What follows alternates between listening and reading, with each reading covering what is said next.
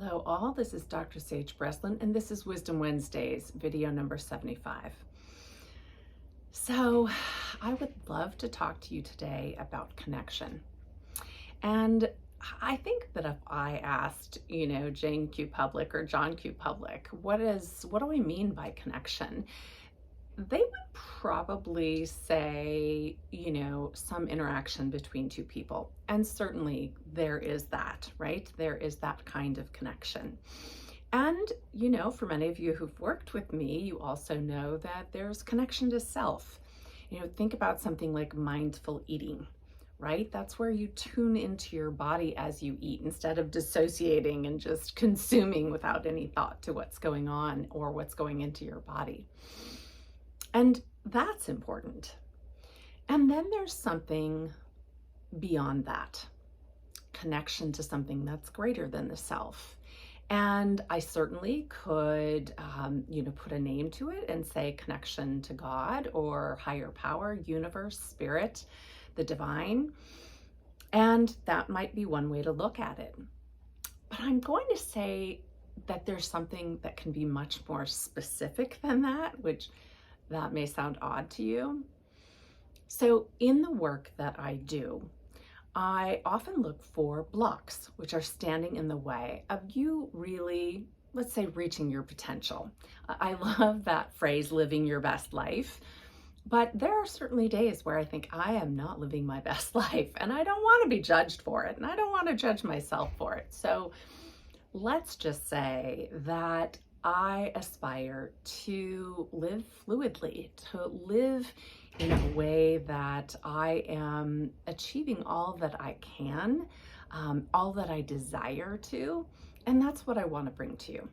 So in this work, oftentimes we have to look for blocks, things that are keeping you from that. And in my own work with myself, in order to be the clearest channel I can be for you, I have to know what are those blocks for me as well. And I've talked to you quite a bit about what my experience is and what my life has been like, and the fact that I've had a colorful life. That's a euphemism, right? A huge trauma history that has, filled my landscape and made it challenging for me to really rise above and uplift myself from all of that. But I did it because I'm very committed to continuing to uplift others. And I can't do that unless I empower and uplift myself. So in the process of that, I've pointed out some of the things that have been really difficult for me. One of the videos I shot, I think sometime in the last month, I talked to you about the fact that in my early life, I was trafficked. And there was, in fact, a price paid for me, a price on my head.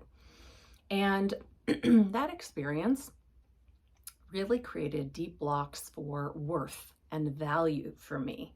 So imagine, I was a rock star when I was on all the insurance panels because they determined what I would be paid. Once I moved into private practice and I retired from all the network panels, I had to make a decision about what my value was, what I asked that people pay me for the work that I do. And it was like lead balloons. I thought I was going to die trying to put a value on my work. And one of the consultants I work with said, all right, well, instead of doing that, look at the promises you make people and create value on those promises. And I thought, I could ask you to pay me $1 million an hour. If I'm good on my promises, your life will change exponentially. But that's not realistic for the most part. Yeah, I guess there are a few people in the world who pay it, but I'm not there yet. So I really had to dig in deep. I really had to cut cords with the cartel. I had to cut cords with that part of my life. I had to really rise above and see myself as valuable and worthy of accepting, receiving money for what I do. And I've been at this 32 years. So I'm not cheap to work with, and that's okay. You're getting all of that training and experience. So I wanted to feel great about that. And I felt okay. I mean, at certain rates, I felt okay. And as I continued to bring more value, as I continued to really hone this work and could see my clients just rising above where they ever thought that they would be. I worked with a leader who got a good body of work with me and then did a VIP day. And at the end of the day, he said, I think in about, 2 weeks, we're going to see our financials and you will be responsible for us 10xing, maybe even 20xing our business. And, I mean, that's an incredible compliment, right? Nobody doesn't want to hear that. He did the work. He was responsible. I just had a bigger flashlight than he did. But it's what we do. It is how we work. We remove those blocks so that you can vision accurately forward and then proceed to the forward, to the goal, wherever it is. So the other day, I was out for a walk with my dog, of all things, and I was just feeling a little quiet, maybe even a little lonely. And one of my guides came into my head. I could hear the voice and just reminded me that I wasn't alone, that they were always with me. And I felt my heart kind of soaring. And I thought, I've been struggling, with this idea of worth and value again. I wonder if my guides could show me if there was a route beyond this lifetime. I just assumed that the route was at the cartel. And I felt like I did a great job eliminating that. But still, I could feel these experiences. And so I asked within, and I was shown back in the 1600s a lifetime where, once again, I was sold for a parcel of land and imprisoned and held against my will. And I won't talk more about that lifetime. It was really gruesome.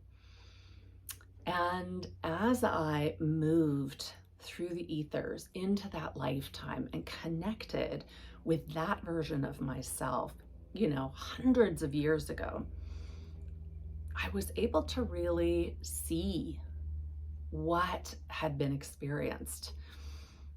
And I asked, would you like to finally be back with your family? Would you like to be free of this bondage? Of course, came the response. And that version didn't even believe that it could be so. And I said, well, in order to do that, we have to reactivate that light within you. And she said, no, they've stolen the light. There is no light anymore. They made sure that they did everything that they needed to do to put that light out. And I knew, just with this deep wisdom within, that nobody can steal our light. Nobody can even put it out. But when we feel threatened, when we feel as if somebody is going to violate us, we quickly take that light and we house it deep within our body, deep within the vault, so that it can't be accessed. And when we do that, of course, it does feel like the light is going away. It's just going into the darkness inside for safety, for protection. And so I asked her, if you could go within and you could find that light, it may look just like a flicker. Get it into your hands. Slowly but surely, she could see this little flame. And she said, oh, okay, I found it. I found it deep within my pelvis. And I said, okay, now when you've got it, bring it to your heart and allow it to move into this space between your breasts at your heart level. And as she did that, I could feel and experienced all of this scar tissue breaking and burning and cracking off. And I could watch that heart space renew and revive. And as that happened, the light began to glow all throughout her body. And I could see everything just crackling off her. And as that happened, the light and she began to glow. And as she began to glow, and that power just consumed everything, every negative experience, she was able to shine powerfully, confidently. And as she did so, everything around her, all of the bondage, all of the tethers, all of the imprisonment, just shattered into a billion pieces. And at that time, I could feel my own heart just swelling. And to be in that radiation of her light was incredible.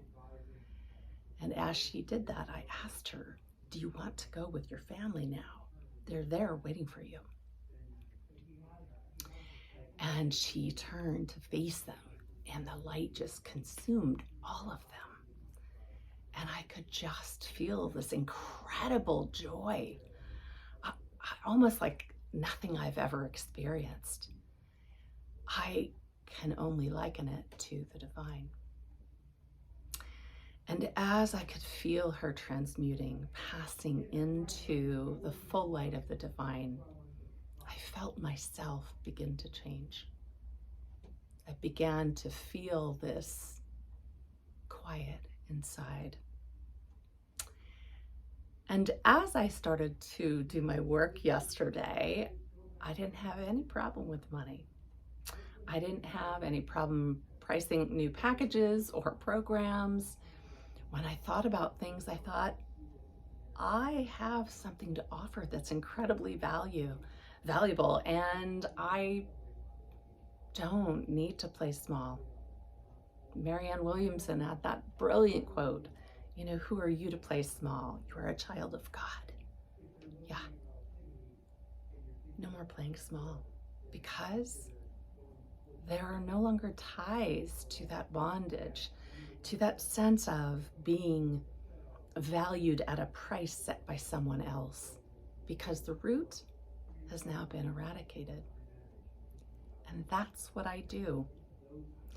Sometimes we find the roots in this lifetime, and those are maybe easier to go ahead and eliminate. But sometimes we have to look beyond this lifetime to perhaps other lifetimes where those bonds, those impediments or obstacles began.